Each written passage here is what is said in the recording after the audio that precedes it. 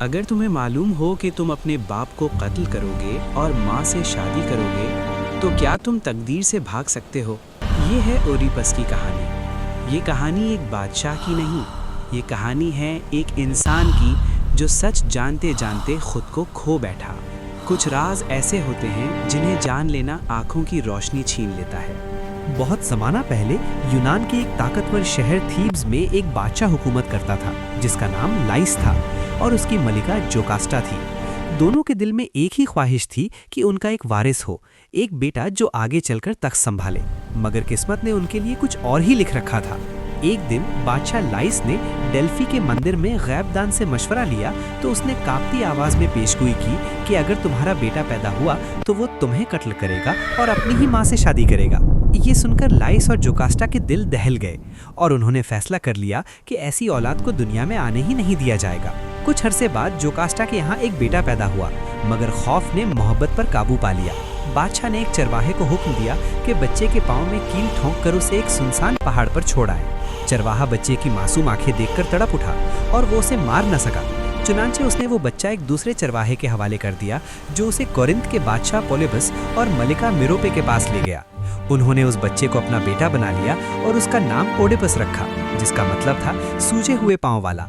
Oedipus बहादुर, ज़हीन और निडर नौजवान बनकर बड़ा हुआ, मगर एक दिन किसी ने तंज में कह दिया कि तुम अपने माँ बाप की असल औलाद नहीं हो। ये बात एडिपस के दिल में तीर की तरह लगी और सच जानने के लिए वो भी डेल्फी के मंदिर पहुंचा। वहां गैबदान ने उसे बताया कि तुम अपने बाप को कत्ल करोगे और अपनी माँ से शादी करोगे। ये सुनकर एडिपस लरज उठा और उसने सोचा कि पॉलिबस और मिरोपे ही उसके माँ बाप हैं, इसलिए वो उनसे दूर चला गया ताकि ये अंजाम ना हो। मगर वो ये नहीं जानता था कि वो जिस तकदीर से भाग रहा है वही उसका पीछा कर रही है। रास्ते में एक तंग चौराहे पर एडिपस का सामना एक मगरूर शख्स और उसके मुहाफिजों से हुआ। बात बढ़ गई, गुस्सा भड़का और एडिपस ने उस शख्स को कत्ल कर दिया। हालांकि वो शख्स कोई और नहीं बल्कि उसका असल बाप बादशाह लाइस था। इसके बाद एडिपस थीब्स पहुंचा, जहां एक अफरीद स्फिंक्स का राज था जो हर आने वाले से एक पहेली पूछता और गलत जवाब पर उसे मार देता। स्फिंक्स ने पूछा कि वो कौन सी मखलूक है जो सुबह 4 पाँव, दोपहर 2 पाँव और शाम को 3 पाँव पर चलती है। तो एडिपस ने जवाब दिया, इंसान। स्फिंक्स शिकस्त खाकर मर गई और शहर निजात पा गया। थीब्स के अवाम ने ओडिपस को हीरो मान लिया और उससे बादशाह बना दिया और तख्त के साथ मलका भी मिली, जोकास्टा। यूं ओडिपस ने अपनी ही माँ से शादी कर ली। कई साल बाद शहर में वबा फैल गई तो गैबदान ने बताया कि जब तक लाइस के कातिल को सजा नहीं मिलेगी शहर को सुकून नहीं मिलेगा।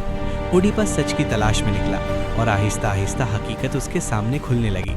चरवाहे बुलाए गए, निशानियां मिली और सच बेनकाब हो गया कि ओडिपस ही कातिल था और जोकास्टा ही उसकी माँ थी। ये सच जोकास्टा बर्दाश्त न कर सकी और उसने खुदकुशी कर ली। ओडिपस ने गम और शर्मिंदगी में अपनी आंखें निकाल ली और कहा कि मैंने सच देख लिया है, अब मुझे देखने का हक नहीं। वो तख्त छोड़कर अंधा, तन्हा और बेवतन हो गया। ओडिपस की कहानी हमें ये बताती है कि तकदीर से भागने वाला अक्सर उसी की गोद में जा गिरता है। इंसान तकदीर से भागता है मगर तकदीर इंसान से नहीं। सच का बोझ आंखों से ज्यादा दिल पर पड़ता है।